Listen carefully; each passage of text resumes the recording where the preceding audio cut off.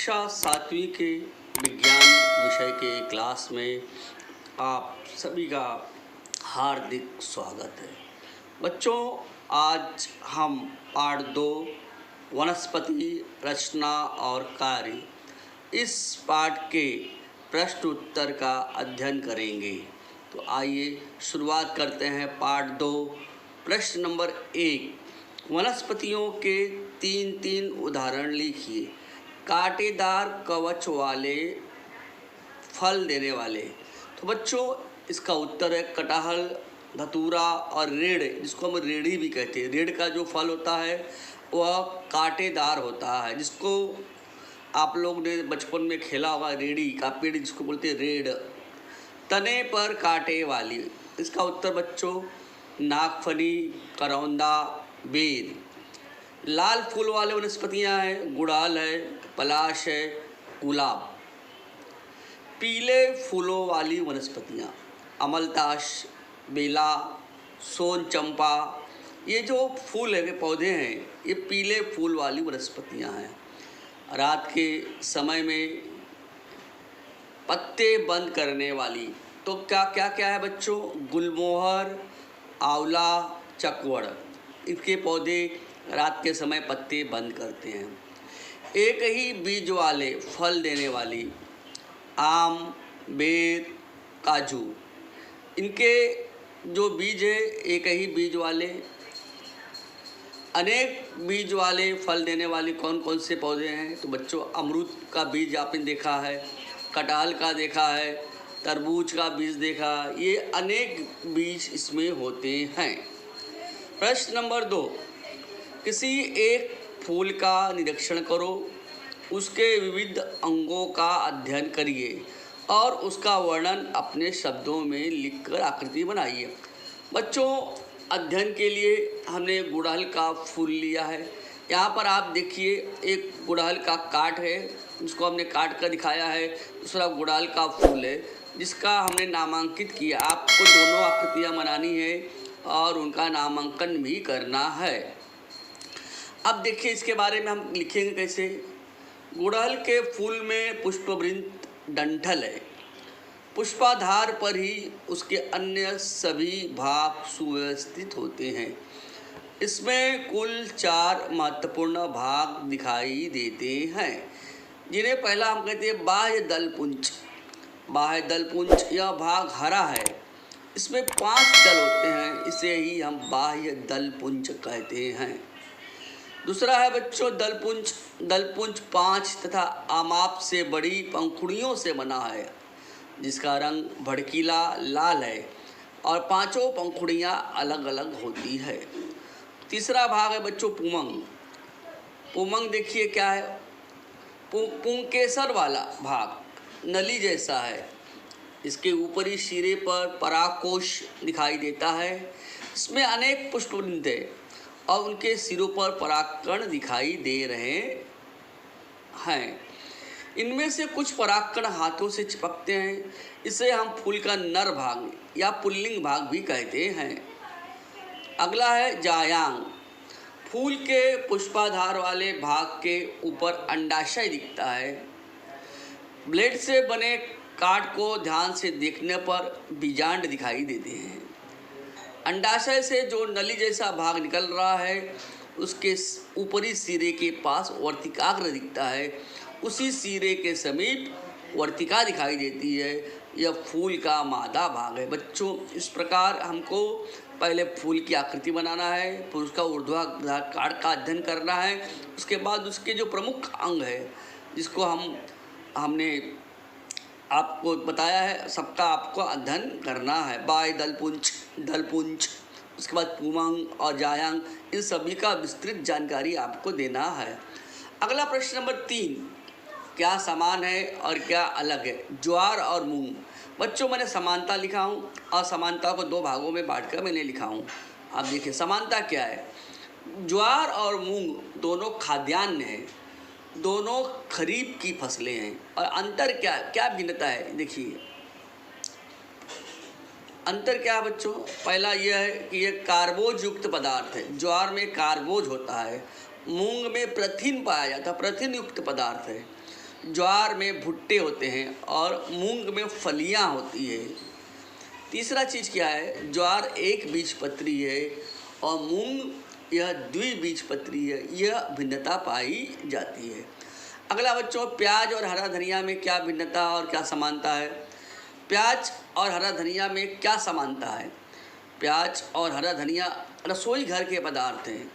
दोनों का उपयोग सलाद और चटनी बनाने में किया जाता है। अब अंतर देखिए, प्याज और हरा धनिया, प्याज का रूपांतरण पत्तियों में होता है।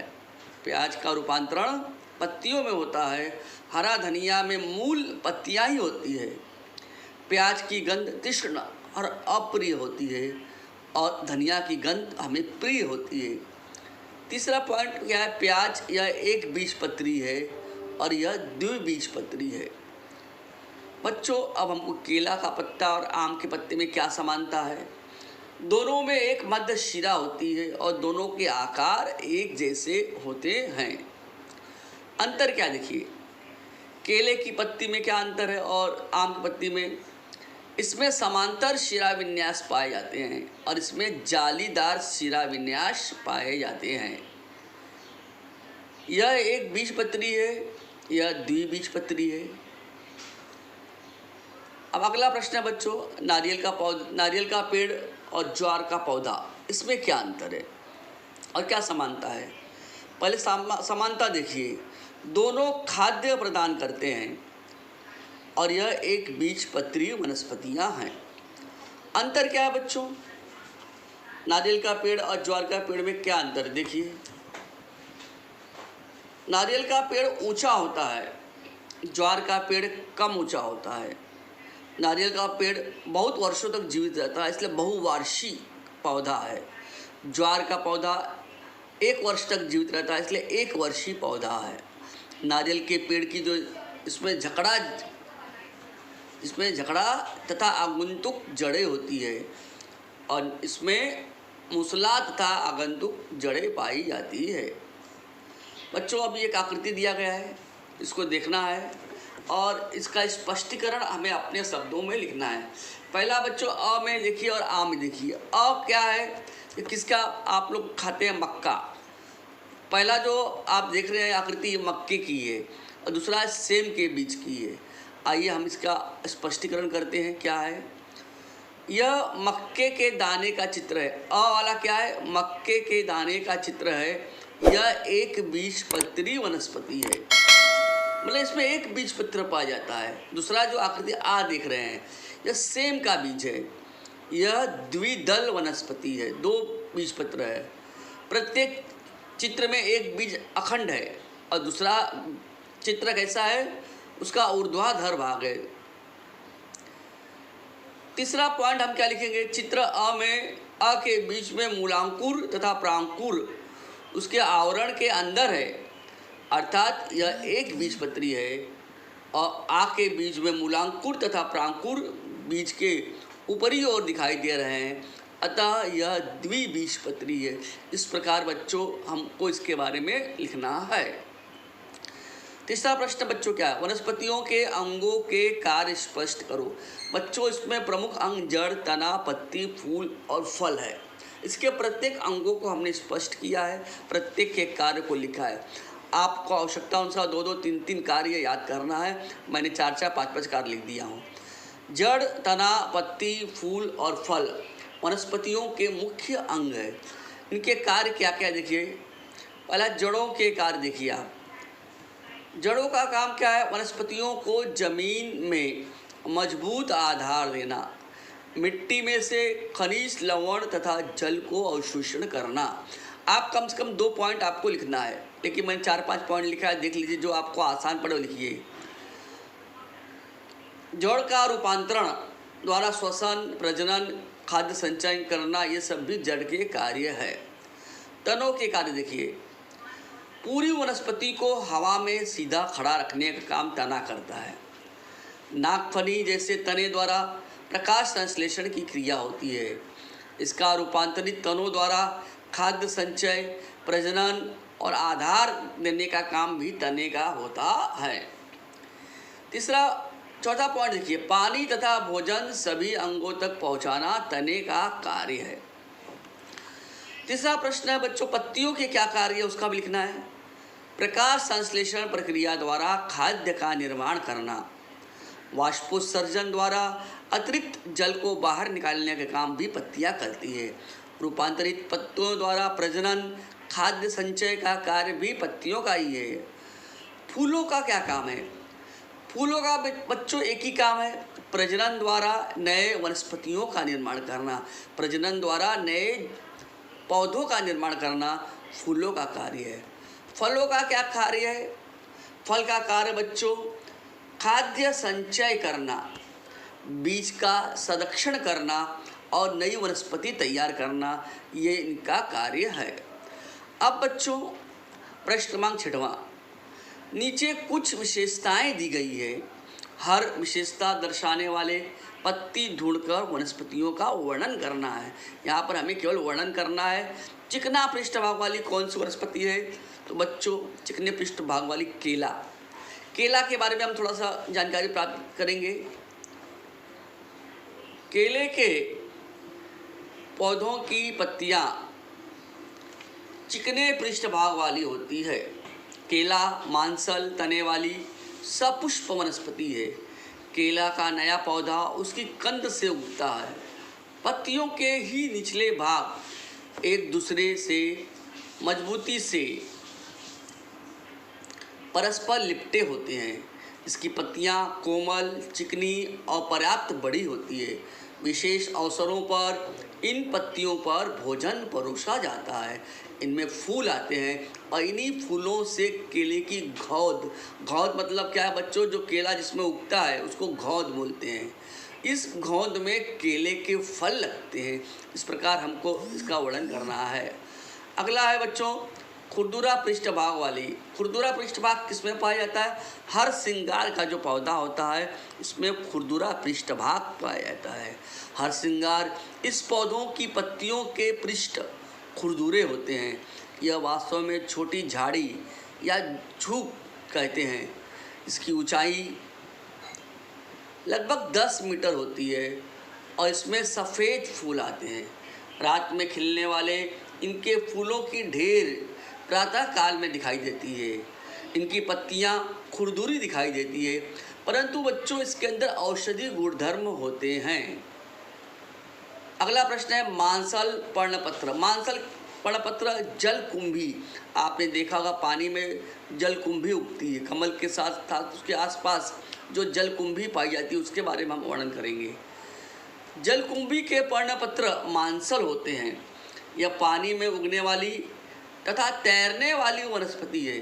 इसका तना फूला हुआ और हरा होता है। इसमें नीले रंग वाले फूल लगते हैं। एक वर्ष में एक वनस्पति अपने जैसे 3000 वनस्पतियां निर्मित कर सकती है। इसकी वृद्धि तेजी से होती है, जिसके कारण इसे नियंत्रित करना पड़ता है। इसकी तीव्र वृद्धि होने से जलचरों को ऑक्सीजन की अभिष्ट मात्रा नहीं मिलती, मतलब पर्याप्त ऑक्सीजन नहीं मिल पाता है। यह वनस्पति जलीय परितंत्र पर बुरा प्रभाव डालती है। मतलब यह जो वनस्पति है जलकुंभी है, जल में रहने वाले जो जीव है उनके लिए नुकसानदायक है। क्यों? उनको पर्याप्त मात्रा में ऑक्सीजन लेने नहीं देती है। अब कांटेदार पर्णपत्र वाली वनस्पति, इसके बारे में भी हम देखेंगे बच्चों। केवड़ा, केवड़ा के पर्णपत्रों पर कांटे होते हैं। यह 1 मीटर ऊंची होती है। इसके तने मजबूत और मध्यम आकार वाले होते हैं। पौधे का ऊपरी सिरे पर पत्तियों से बना मुकुट जैसा दिखता है। इसकी पत्तियां सुगंधित होती है, जिनसे बालों की मालिश की जाती है। इत्र बनाने में केवड़ा के अर्क का उपयोग किया जाता है। तो बच्चों इस प्रकार हमने प्रश्न क्रमांक, अब अंतिम प्रश्न देखिए, अपने अध्ययन किए गए वनस्पतियों के विविध अंगों के नाम ढूंढना है। बच्चों यहाँ पर एक तालिका बना के दिया गया है, उसमें से हमने वनस्पतियों के अंग को ढूंढना है। इसको हमने इस तरह से बॉक्स के रूप में दिया है। पहला अंग क्या है बच्चों? वर्तिकाग्र। दूसरा है तना, प्रांकुर, जायांग, पंखुड़ी, पर्णपत्र, गांठ, दलपुंज, बीजांड, मुसला जड़े, अंडाशय, मुकुल और फूल, इस तरह से डंठल, इस तरह से हमने बच्चों बॉक्स बना के उसको हमने ढूंढ के किया है। आपको भी इस तरह से अपने कापी में बनाना है और इस तरह से आपको लिखना है। तो बच्चों आपको पार्ट 7 में आया होगा, फिर से एक बार चाहिए तो आप देख लीजिए और पाठ का समापन यही करता हूँ। धन्यवाद बच्चों। अगले क्लास में नए वीडियो के साथ नया पार्ट 3 का प्रश्न उत्तर देखेंगे। आज का क्लास का समापन यही करते हैं बच्चों। आपको वीडियो अच्छा लगे तो आप सब्सक्राइब कीजिए, अपने दोस्तों को मित्रों को शेयर कीजिए। धन्यवाद बच्चों।